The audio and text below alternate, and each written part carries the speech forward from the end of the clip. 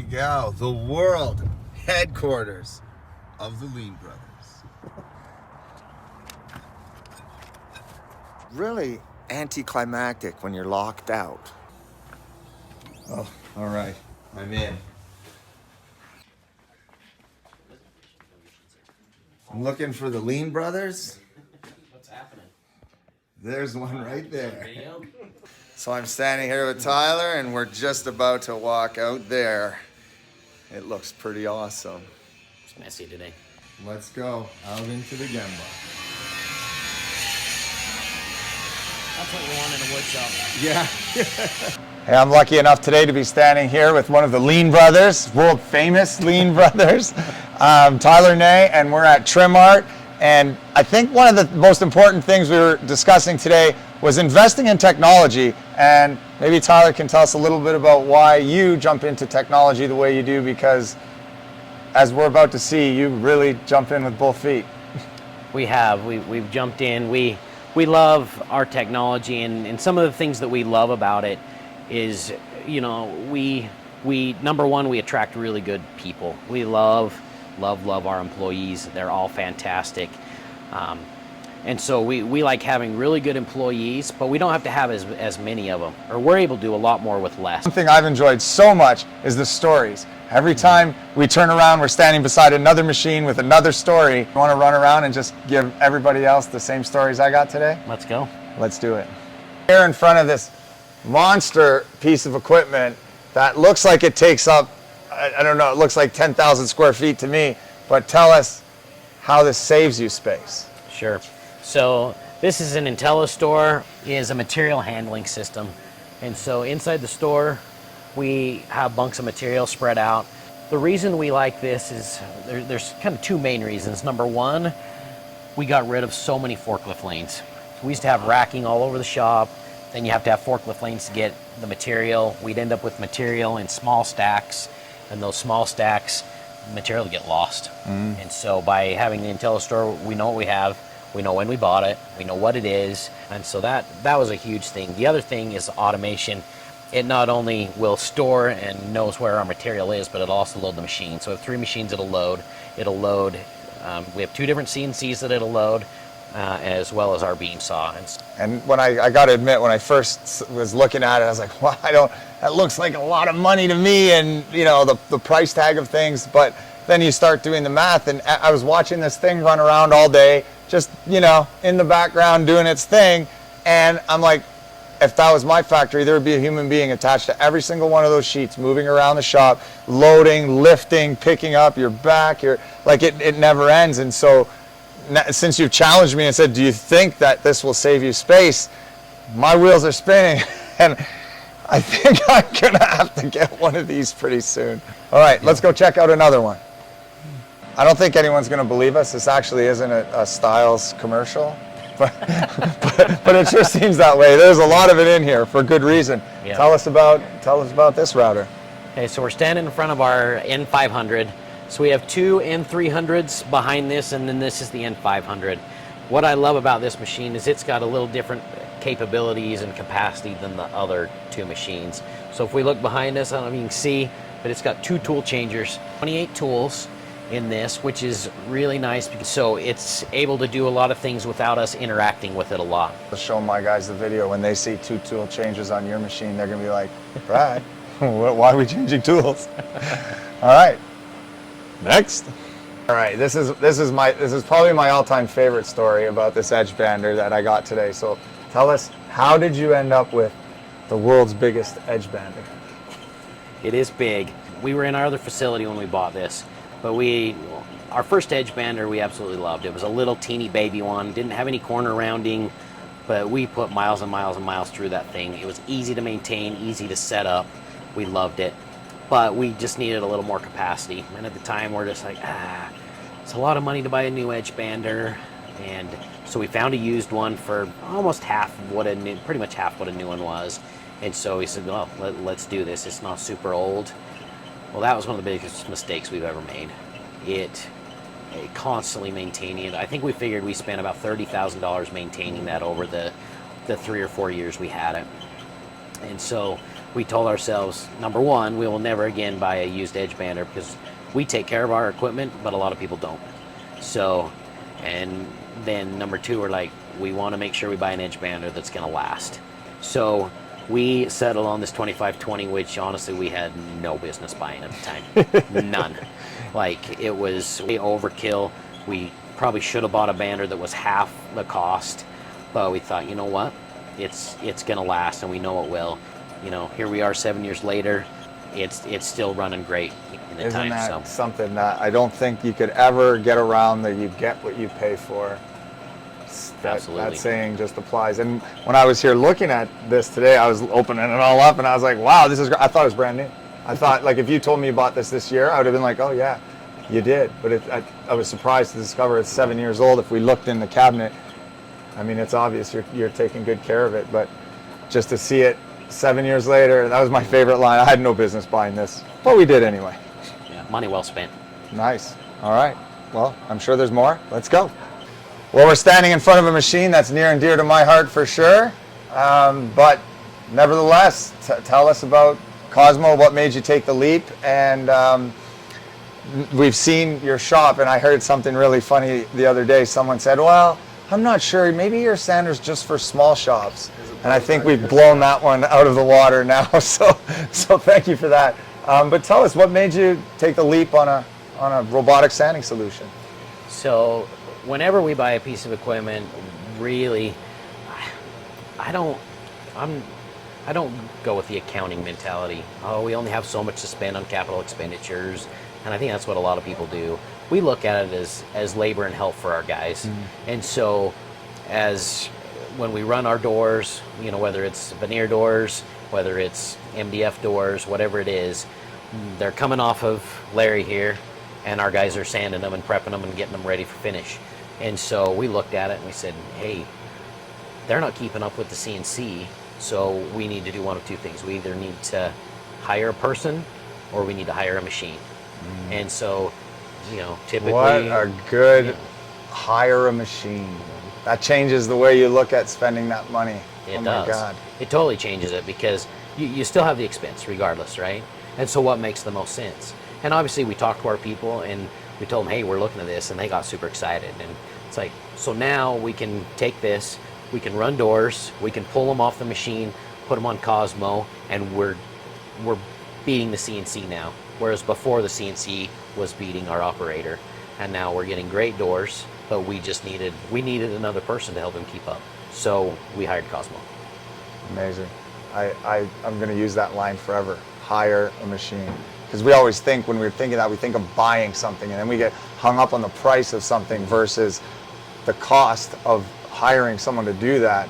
Like Henry Ford said, if you need a machine and don't buy it, you will soon find you have paid for it and don't have it. Very true. Very All true. right, next. Tell us about the shoebox. So the shoebox it's an infrared drying room, really. Just put our pieces in. Typically, we run them through either our hand booth or our paint line. We let them flash for 5 minutes. We put them in the shoebox. Depending if we're gonna spray the same side, 10 minutes. Really? And spray again. So for our lean fans, this is ability to reduce batch sizes in Absolutely. a pretty big way.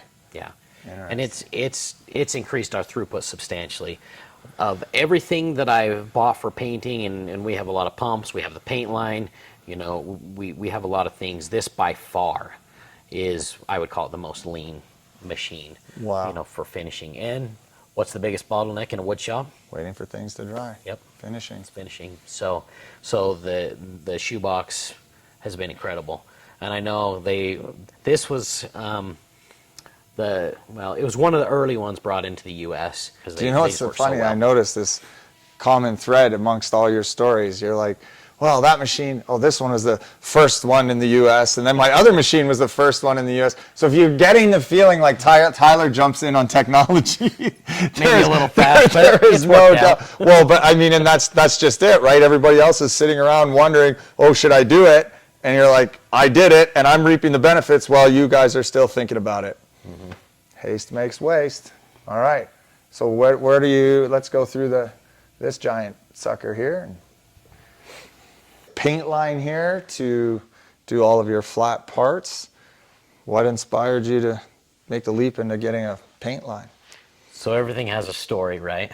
I haven't shared this one with you yet, so. I'm excited. So, we always land a contract first and then go, oh crap, how are we going to do this, right? That's usually how everything goes, Yeah. right? In fact, before we bought our first edge bander, all we had was one of those little hand ones, and we just did a few parts here and there, and then we landed this huge contract with tons and tons of edge banding. We're like, we don't have an edge bander, so we made a phone call and had an edge bander a week later. But I digress on this, but that's typically how things go for us. So we landed a big home builder, and we knew we had a lot of doors to paint. We just had a small paint shop, and a guy across the street from us that had a cabinet shop as well had decided he wanted to go into finishing, and he bought this Maycor that we're standing next to. So anyway, we're like, well, okay, great. We're going to have you paint our doors. You got a paint line, little one-man shop with this. And anyway, so we started outsourcing to him. But inevitably, we would always be sending guys over. We're like, he couldn't get them done fast enough. Oh, I'm not going to be able to get to that for 3 or 4 days. And so we would just send 3 or 4 guys over and knock jobs out. And so one day he asked me, he says, hey, what's your plan? And I said, well, we're going to buy one. Right? There's no other solution really. Hopefully there's another solution coming, wink, wink. Maybe a company that I don't know anything about has a solution coming. So this is another machine we really had no business buying, to be honest with you. We were in on, our shop at the time. I don't even know if we'd expanded into, the other side. So I think we're in about 8,000 square feet when we bought this. So we just shoehorned it in with everything else.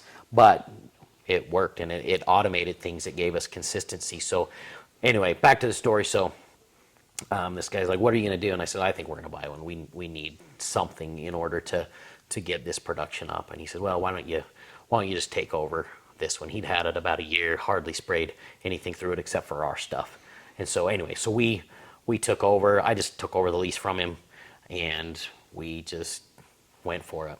And again, we really didn't have the business to handle these.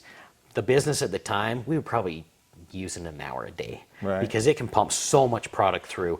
I wouldn't consider it necessarily a lean machine, right? It is a mass production machine. I consider it a little more lean now that we're bigger, but at the time it wasn't. It wasn't a great flow. It was hurry up and wait. Mm-hmm. So we'd hurry up and spray. You can spray a coat on an entire house in 10 minutes. Well, and then you have to wait for whatever, before we had a dryer, I was gonna say, not for anymore. 2 or 3 hours, right? And so anyway, so that's how this came about. Now fast forward, we've added a whole bunch of pumps.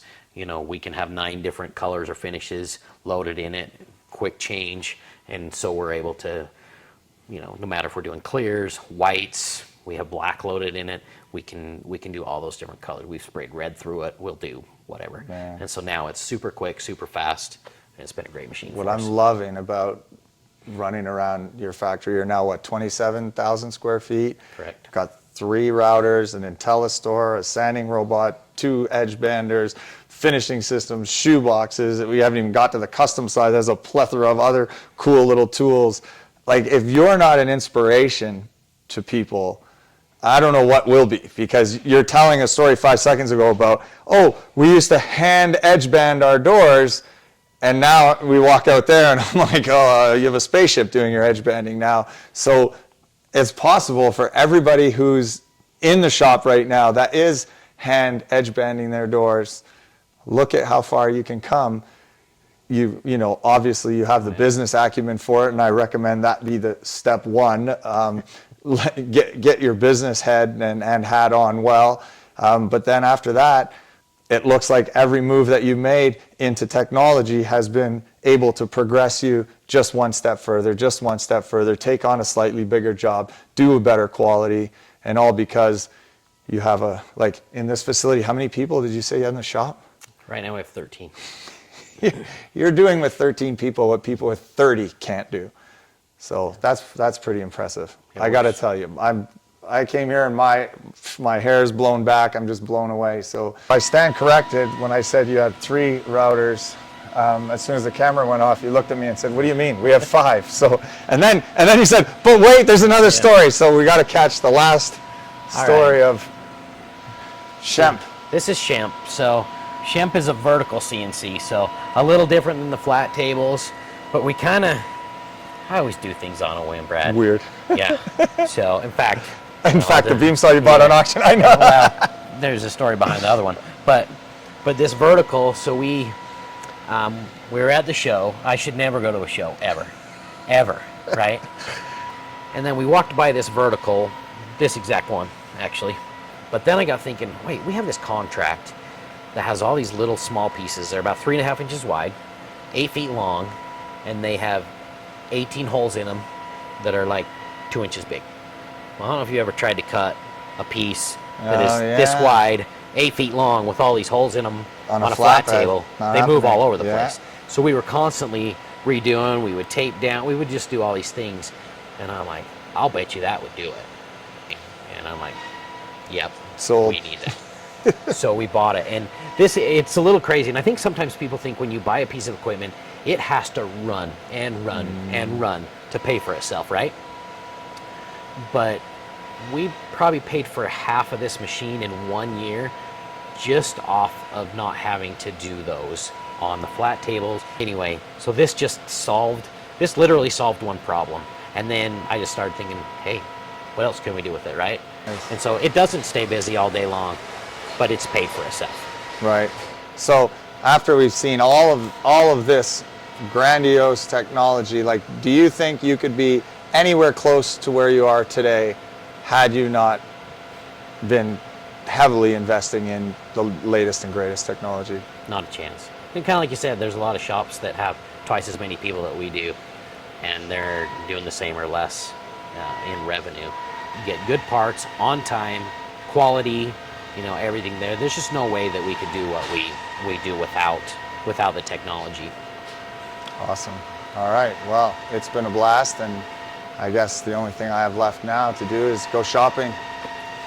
Good luck. All right, let's get out of here. Listen to the wise words in the following video. Make your move before you're ready. I'll tell you where big dreams go to die. Tell me. They go to the planning place, getting ready place, preparing myself. And it's the biggest con job we work on ourselves. There are so many bones of big dreams in that graveyard. It's always something. There's always going to be a set of reasons to wait.